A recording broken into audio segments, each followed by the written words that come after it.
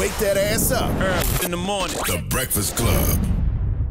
Morning, everybody. It's DJ NV, Charlamagne the Guy. We are the Breakfast Club. We got a special guest in the building, Dr. Joseph Puma. Welcome. Welcome. Thank you for having me here. I appreciate it. Dr. Joseph Puma. I've been telling y'all about this Soren medical scan. No, that's not what it's called. The Soren Heart scan. Heart scan.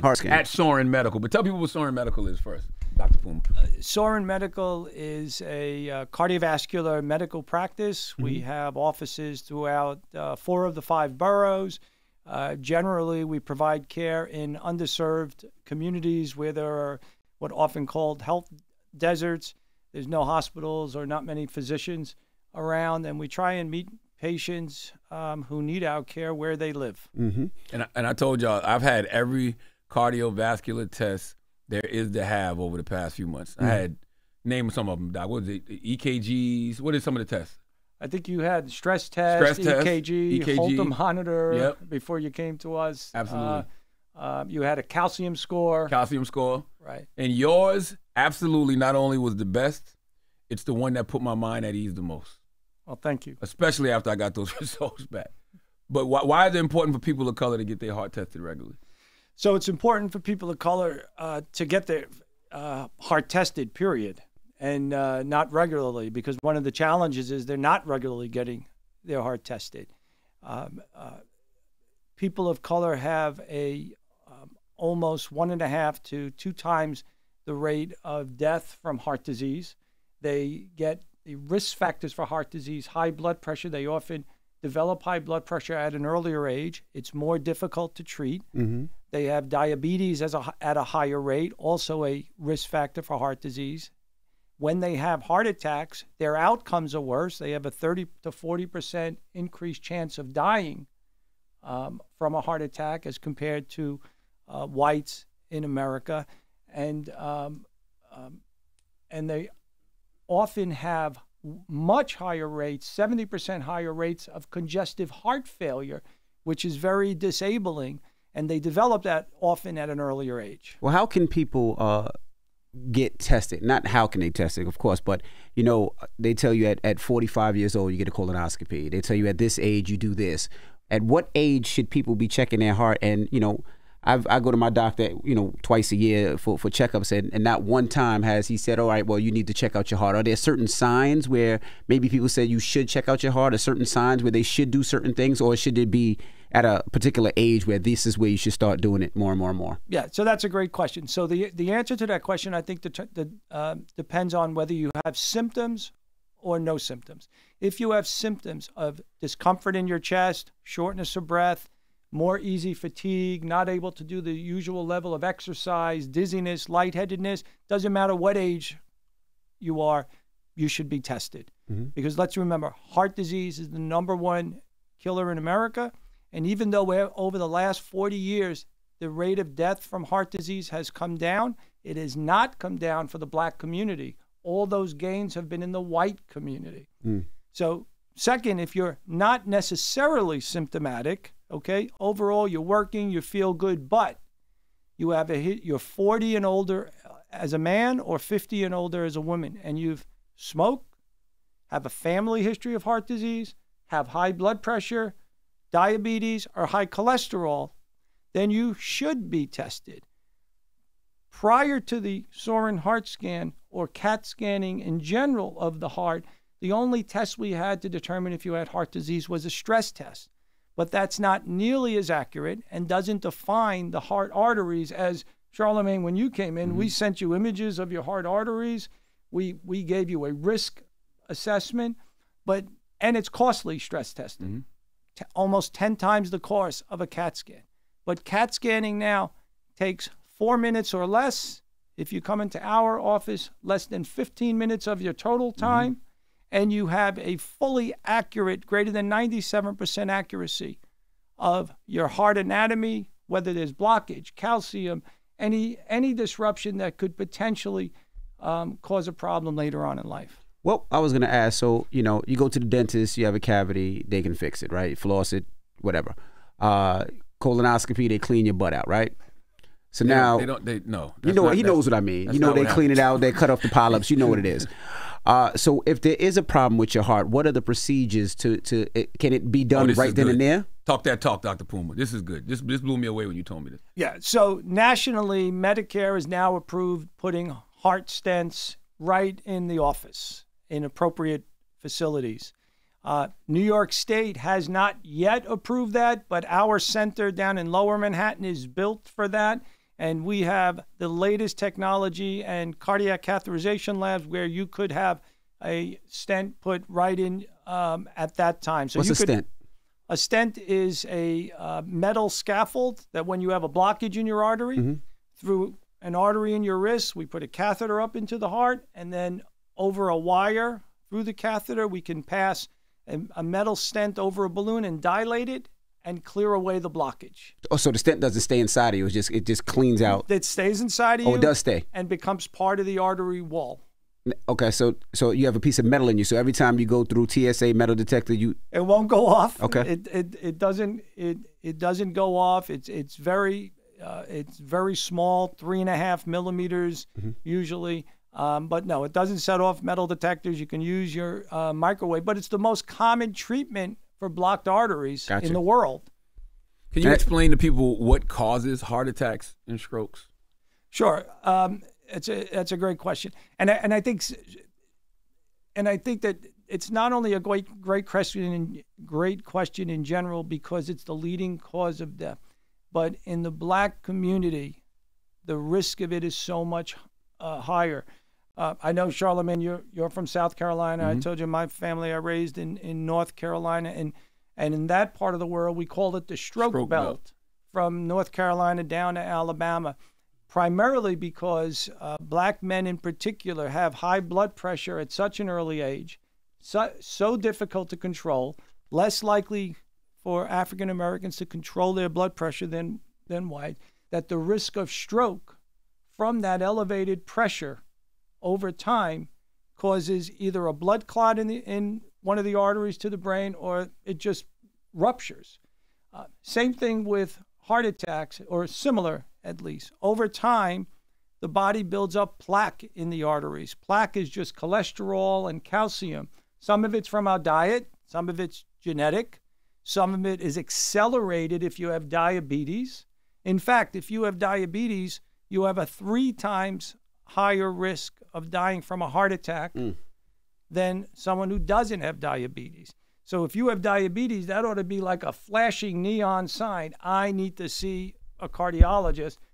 And in communities of color, when they have high blood pressure and they have diabetes, when they end up with a heart attack or a stroke, they usually have worse outcomes, a higher risk of dying from it. And if they survive, they're more likely to have a lower functional status, to be in congestive heart failure or to have physical abnormalities that they're not able to do their activities of daily living.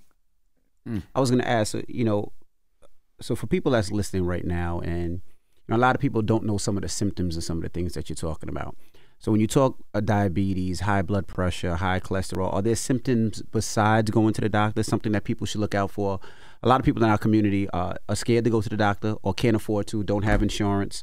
So what are some of the signs that they should look at? Let's start with diabetes. What is a sign of diabetes that people should look out for? Yeah, so that's a great question, DJ Envy. First of all, I would say healthcare should not be just for people well off or people who have insurance. Healthcare should be a right in this country. There's no reason. I agree. There's just no reason why we should not treat any human being that needs our help, right? And if you come to any one of our offices, we take care of everyone regardless of their ability to pay. So that's number one. Number two, high blood pressure and diabetes both, when we're in medical school, we're taught that they're called the silent killers. Correct. Because they often don't have symptoms, okay? But when they do, if you have high blood pressure, you might feel flushed sometimes during the day in your face. You might get headaches, okay? You might have chest discomfort. You might get short of breath, all right? You don't need to go to a doctor. You can go to any pharmacy even, and they have a blood pressure cuff there usually. Yep. And they'll check your blood pressure. So a simple screening for that. And remember something, blood pressure diagnosis often it peaks in our 30s or in our 50s. So if you're in communities of color and you're in your 30s, you should at least get a screening for blood pressure.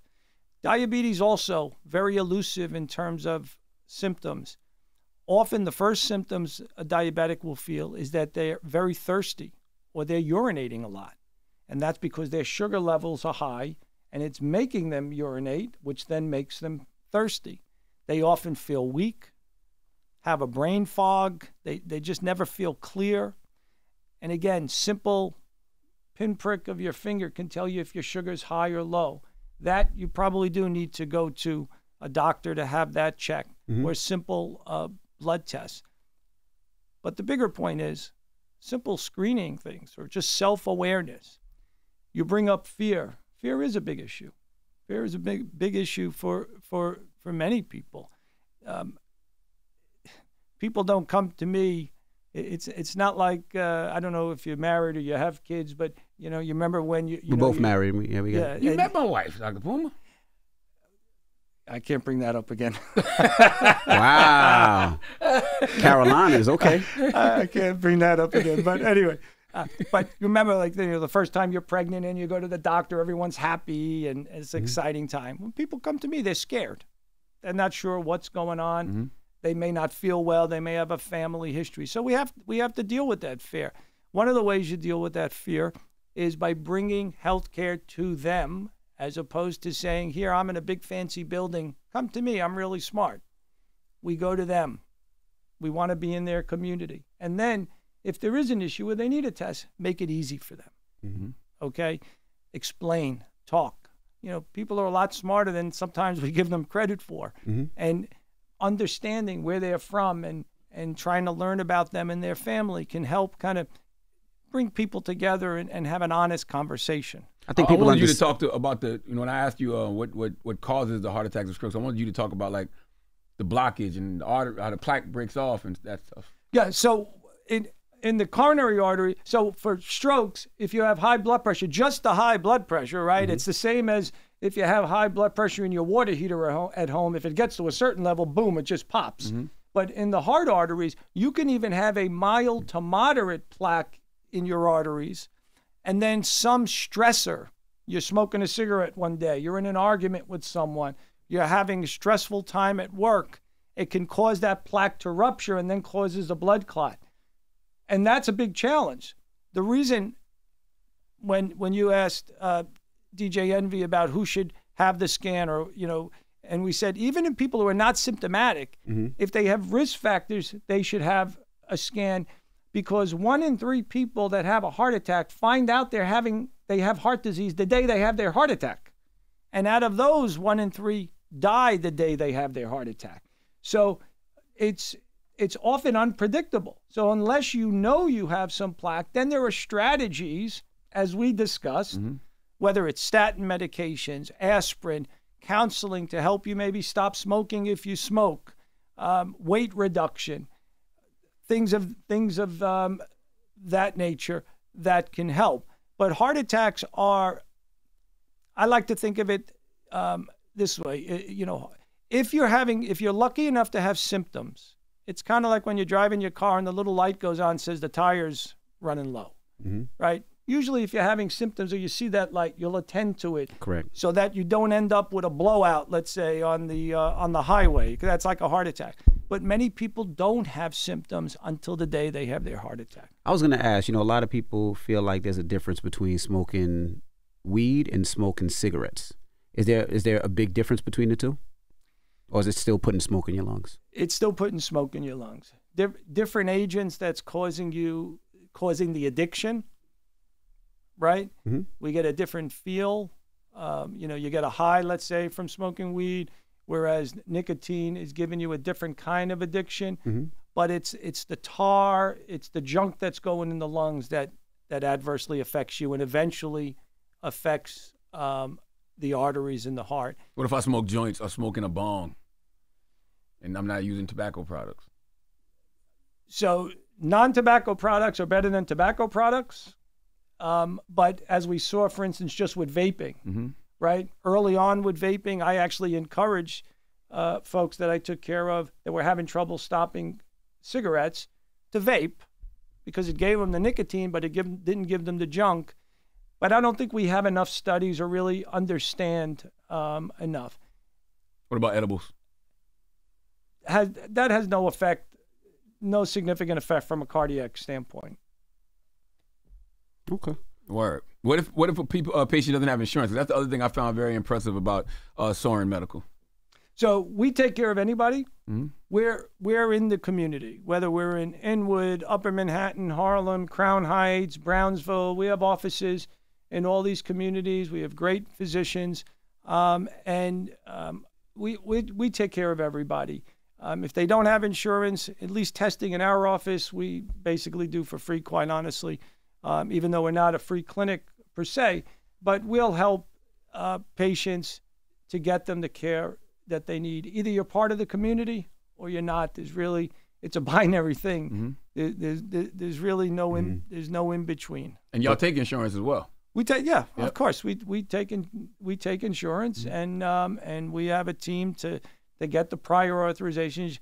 I mean, today insurance, just because you have a card doesn't mean you get great health care. There's a lot of work behind it, but that's why we try and build loyalty with the people we take care of. We try and take time with them, and we're there to help. And I want to read my results that Dr. Soren sent me, because y'all send 5 things after you have the test. It's the images of your coronary heart arteries, your heart flow analysis of the arteries, right? What is that exactly? So the heart flow analysis is if there is any plaque in the artery. It's Heart Flow is a company based in California that has proprietary AI software that can actually assess the flow to determine if that plaque, that blockage is obstructive, needs to be treated with a stent or bypass, or non-obstructive, needs aggressive medical therapy. It's amazing software. We use it on all our patients, and it's that alone, that software alone has been proven to make you to reduce mortality, increases survival by having the Soaring Heart Scan with Heart Flow. And so y'all send the Soaring Heart Scan final report. You send your blood work report. And finally, which I really loved, the 10-year risk of cardiovascular events, which is heart attack, stroke, or death. Now, this is what put my mind at ease. Mm-hmm. Overall, your results are excellent. Despite a high calcium score for your age, there's only minimal plaque in your heart arteries. Furthermore, your lipid cholesterol profile? Yeah, your cholesterol profile is excellent and well below goal on your current statin medication and aspirin, which I would continue. Your blood pressure and heart rate are those of a man 20 years younger. All these factors contribute to a very low 10-year cardiovascular risk of only 3.5%. Optimal for men of your age would be 3%, so you are in very good shape. That put my mind at ease more than all of the tests I did prior to coming to Soaring Medical. And how long did it take? Shoot, 4 minutes to do the scan. Yeah. I was looking at my heart within the next 15, and I think I got those results the next day. That's correct. I think, yeah. That's correct. So I would flip it back to you. You need to sign me up. I'm kind of upset. We do everything together. We got a colonoscopy together. That's not true. And that is true. Dr. Puma, that's not true. No, that is true. And he didn't call me for this one, which is fine. That is not true. I told you I was going to get it. You didn't say, hey. I didn't know how to explain it. I was like, I'm going to get my heart looked at. It's like this how did new you explain technology. The colonoscopy? I told you that I'm going to get one. You knew what that was. But yeah, so I need you to sign me up, Doc, because I definitely want to check. I'm one of those people that I use my health insurance. So if there's a problem, a feeling, I go.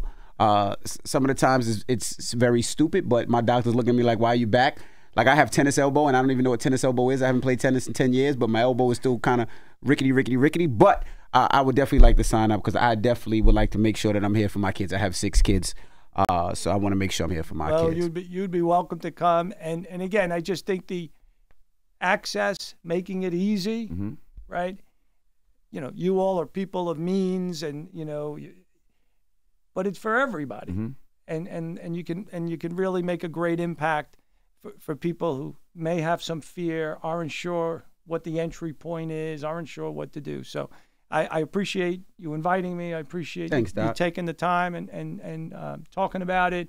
And I hope we can help some people. And where can they get more information or reach you directly?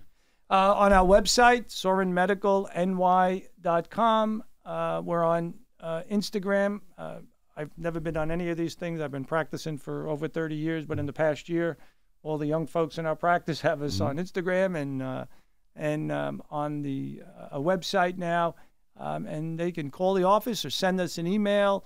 As you saw, we respond right away. We get you in right away, and we give you comprehensive results. And if we think there's something more, we make sure that we shepherd you through your healthcare journey to good health. Everybody needs to go do this, man. I've had too many friends, either having heart attacks or having strokes over the past few years or dying of heart attacks and strokes. So you should definitely go to Soren Medical and get the Soren Heart Scan. Absolutely. I'm going as soon as I can. And I appreciate you so much for joining us. Thank you very much. Dr. Joseph Puma, it's The Breakfast Club. Good morning. Wake that ass up. Early in the morning. The Breakfast Club.